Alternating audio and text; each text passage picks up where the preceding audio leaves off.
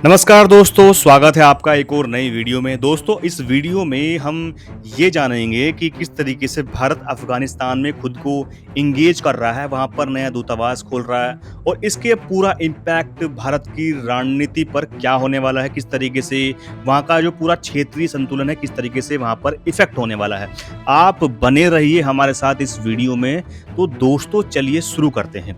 दोस्तों, हम जानते हैं कि भारत जो है काबुल में एक नया गेम खेल रहा है।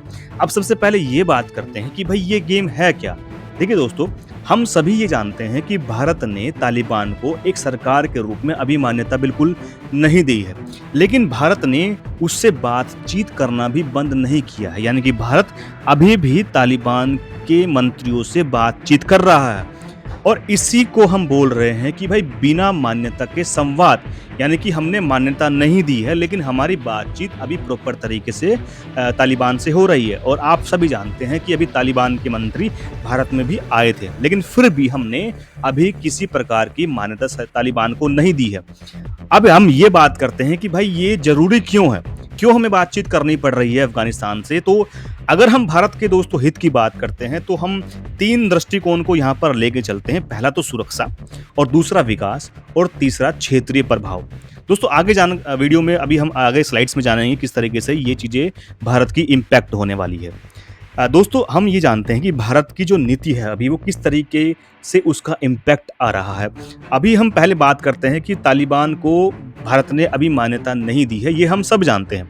क्योंकि भारत ये मानता है कि भाई तालिबान जो है वो किसी चुनाव से नहीं आया है, इसलिए उसे किसी सरकार की तरह एकदम हम मान्यता नहीं दे सकते। तो फिर भी जो है भारत उससे बातचीत क्यों कर रहा है? दोस्तों, क्योंकि वहाँ की ज़मीनी हकीकत जो है वो तालिबान अभी सत्ता में है। अगर भारत को अपने हितों की रक्षा करनी है तो भाई उससे बात करनी हमारी मजबूरी बन जाती है। बातचीत का जो तरीका है वो अभी भी और आगे बढ़ाया जा रहा है। भारत ने अभी वहाँ पर एक छोटा-सा मिशन शुरू किया था कुछ दिन पहले, और अब भारत ने उस तकनीकी मिशन को एक दूतावास में बदल दिया है। अब ये जानते हैं कि भाई हमें दूतावास वहाँ बनाने की ज़रूरत क्यों पड़ी और दूतावास बनाने से वहाँ पर होगा क्या? देखिए दोस्तों, सबसे पहले हम ये जानते हैं कि जो हमारा दूतावास है वो पहले एक तकनीकी मिशन के रूप में वहाँ पर चला जा रहा था, और अब भारत की जो मौजूदगी है वहाँ पर दूतावास बनने से मजबूत हो जाती है। अब हम ये जान लेते हैं कि भाई दूतावास बनने से फ़ायदे क्या हो सकते हैं। सबसे पहले, अगर आपका दूतावास किसी देश में खुल जाता है तो वहाँ के जो नागरिक हैं उनको वीज़ा मिलने में आसानी हो सकती है, यानी कि वहाँ के नागरिक आपके देश में आ सकते हैं। दूसरा, व्यापार और मदद का जो रास्ता है वो खुला सकता है, यानी कि हमारे दोनों देशों के बीच में डायलॉग आसानी से हो सकता है, क्योंकि हमारे जो पूरा प्रतिनिधि मंडल है वो वहाँ पर है, तो हम इजीली अपना मैसेज वहाँ पर कन्वे कर सकते हैं। तीसरा, अगर आपका दूतावास जो है किसी देश के अंदर है तो इससे आपकी छवि मजबूत होती है। तो दूतावास खोलने से किसी भी देश के अंदर काफ़ी सारे जो है आपका कम्युनिकेशन अच्छा हो जाता है वहाँ पर। तीसरी हम बात करते हैं कि भाई दूतावास तो हमने खोल लिया, अब इसके रणनीतिक फायदे और क्या हो सकते हैं। दोस्तों, 3 दृष्टिकोण पर हम यहाँ बात करेंगे। पहला सुरक्षा, दूसरा सहायता, और तीसरा क्षेत्रीय प्रभाव। अगर हम सुरक्षा की बात करते हैं तो देखिए दोस्तों, भारत ये नहीं चाहता है कि अफगानिस्तान की जो ज़मीन है वो आतंकवाद के रूप में भारत के खिलाफ इस्तेमाल की जाए। जैसे आप जानते हैं कि लश्कर-ए-तैयबा और जैसे मोहम्मद जैसे ग्रुप अभी एक्टिव काम कर रहे हैं, लेकिन ये भारत नहीं चाहता है कि ऐसे ग्रुप अफगानिस्तान के अंदर से भी एक्टिव होकर हमारे खिलाफ काम करने स्टार्ट कर दें।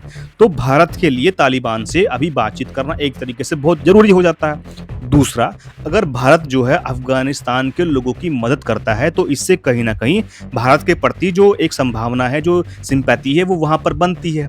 तो वहाँ के लोगों का अगर हम दिल जीत लेते हैं तो कहीं न कहीं वो 2 देशों की आपसी जो बातचीत होती है उसको इम्पैक्ट करता है।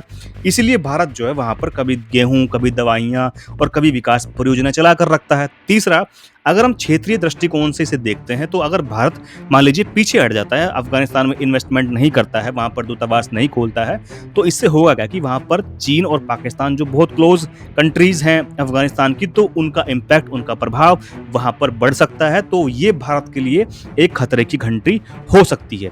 इसलिए दोस्तों, हम ये चाहते हैं कि जो है हमारा दूतावास जो है वहाँ पर बना रहे। अब दोस्तों, एक और बात हम यहाँ पर करते हैं कि भाई मानवीय सहायता और विकास परियोजना वहाँ पर चलाने से होता क्या है। अभी अगर हम आज तक के समय की बात करें तो भारत ने अभी तक वहाँ 20 एम्बुलेंस, MRI मशीनें और दवाइयाँ भेज दी हैं। और अगले साल से अब भारत वहाँ पर स्वास्थ्य, शिक्षा, जल प्रबंधन और अफ़गानी छात्रों को स्कॉलरशिप देने की बात कर रहा है। साथ ही साथ जो क्रिकेट को भी पूर्ण तरीके से समर्थन देने की अभी बातचीत जारी है। तो इससे जो है वहाँ का इफ़ेक्ट क्या होता है कि आपका जो इम्पैक्ट है देश के लोगों तक पहुँचता है। तो जब लोग जो है आपके सपोर्ट में होते हैं तो कहीं न कहीं जनता का जो प्रेशर है वो कहीं न कहीं सरकार पर उसका इफ़ेक्ट पड़ता है। अब हम बात करते हैं कि भाई जब हम वहाँ इन्वेस्टमेंट कर रहे हैं तो वहाँ पर किस तरीके की दिक्कत और नैतिक दुविधाएँ सामने आ रही हैं। तो वहाँ पर जो अभी भी आप जानते हैं कि जब तालिबान के फाइनेंस मिनिस्टर मुत्तकी यहाँ भारत में आए थे तो रिपोर्टरों ने वहाँ उनसे बहुत सारे कठिन सवाल पूछे थे जो कि महिलाओं के अधिकार को लेकर थे। तो तालिबान ने महिलाओं की शिक्षा पर जो रोक लगा रखी है, भारत उसको एक चिंता का विषय मान रहा है। दूसरा, तालिबान के दृष्टिकोण से अगर हम भारत की बात करते हैं तो तालिबान के अंदर भी काफ़ी सारे गुट्स बने हुए हैं। तो हमारे जो भारतीय कर्मचारी उस दूतावास में काम करते हैं तो कहीं न कहीं उन कर्मचारियों की सुरक्षा जो है एक भारत के लिए बड़ा चिंता का विषय है। तीसरा, अगर हम इसमें निवेश की बात करते हैं कि भाई अगर हमने किसी देश को मान्यता दी ही नहीं है तो आप वहाँ कैसे पैसा लगा सकते हैं? तो ये चुनौतियाँ जो हैं 3 मुख्य चुनौतियाँ भारत के सामने अभी अफ़गानिस्तान में निकल कर सामने आ रही हैं। अब दोस्तों हमने दूतावास खोल लिया है, हमने काफ़ी सारी फैक्ट्स के बारे में जान लिया है। हम ये जान लेते हैं कि हम जो है वहाँ पर जितना काम कर रहे हैं उससे फ़ायदा क्या होगा? सबसे पहले तो पाकिस्तान तालिबान का जो तनाव चल रहा है, उन दोनों देशों के बीच में जो रिश्ते ख़राब हो रहे हैं, आप इसका फ़ायदा उठा सकते हैं। दूसरा पॉइंट ये है कि चीन और रूस का एंगल भी इसमें निकल कर सामने आता है कि चीन और रूस भी अफ़गानिस्तान में तालिबान से बात कर रहे हैं। तो भारत को भी भाई अपना इंटरफेयर वहाँ पे बढ़ाना पड़ना ज़रूरी है ताकि आपके देश का प्रभाव वहाँ बना रहे, आपके अगेंस्ट, आपके खिलाफ वहाँ पर कोई चीज़ें नहीं निकल के सामने आए। अगर हम इसमें भविष्य की दृष्टिकोण से इसे देखते हैं कि भाई अब इसका इफ़ेक्ट भविष्य में क्या निकल कर आएगा, तो दोस्तों ये जो रणनीति अभी भारत ने दूतावास खोलकर वहाँ करी है, ये एक समझदारी भरी है।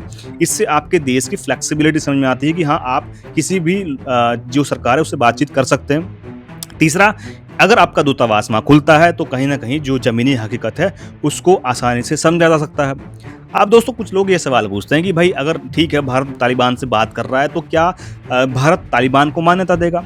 तो दोस्तों देखिए अभी रिपोर्ट्स इतनी निकल के सामने आ रही हैं वो ये बताती हैं कि अभी तो ऐसा कोई संभावना नहीं दिख रही है। लेकिन अगर भारत को लगता है कि तालिबान उसके साथ अच्छे से व्यवहार कर रहा है तो भविष्य में इसकी संभावनाएँ हो सकती हैं। अब भारत ने इतने स्टेप आगे ले लिए हैं तो क्या भारत इससे पीछे हटेगा? नहीं, क्योंकि भारत अफ़गानिस्तान में एक इम्पोर्टेंट रोल प्ले करता है। अगर आपको अपने देश की रक्षा करनी है तो आपको कहीं न कहीं अफ़गानिस्तान में इन्वॉल्वमेंट बढ़ानी ही पड़ेगी। दोस्तों आपको ये वीडियो जानकर कैसा लगा? अगर आपको वीडियो अच्छा लगा हो तो मेरे को इस कमेंट में ज़रूर बताइएगा और वीडियो को लाइक करना बिल्कुल ना भूलें। दोस्तों अगर आपको वीडियो अच्छे लगते हैं तो मैं आपके लिए और डेली अपडेट्स ये लेकर आ सकता हूँ, लेकिन मेरे को आप इस कमेंट्स में बता सकते हैं।